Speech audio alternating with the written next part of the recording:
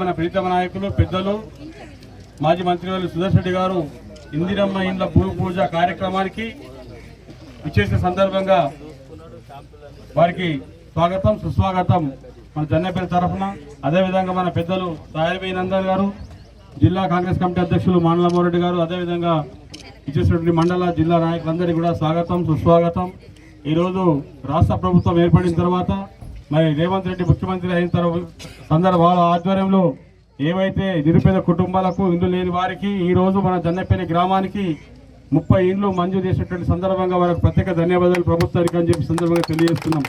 ఈరోజు వాస్తవంగా మన జన్నపల్లి గ్రామంలో ఇచ్చినటువంటి 30 ఇండ్లు ఎవరైతే ఉన్నారో అది పూర్తిగా నిరుపేదైన కుటుంబాలు అని చెప్పేసి ఈరోజు ఈ సందర్భంగా గుర్తు చేస్తున్నాం. మనం సర్టిఫికేట్ ఇచ్చినప్పుడు చూస్తున్నాం వాళ్ళు ఎటువంటి వాళ్ళు ఉన్నారో అని చెప్పేసి ఆ విషయం. ఇదే విధంగా మన ప్రభుత్వం ఈరోజు ఒక్కొక్కటి లక్షల వారీగా చేస్తుంటే అభివృద్ధి కార్యక్రమాలు మీరు చూస్తూ ఉన్నారు.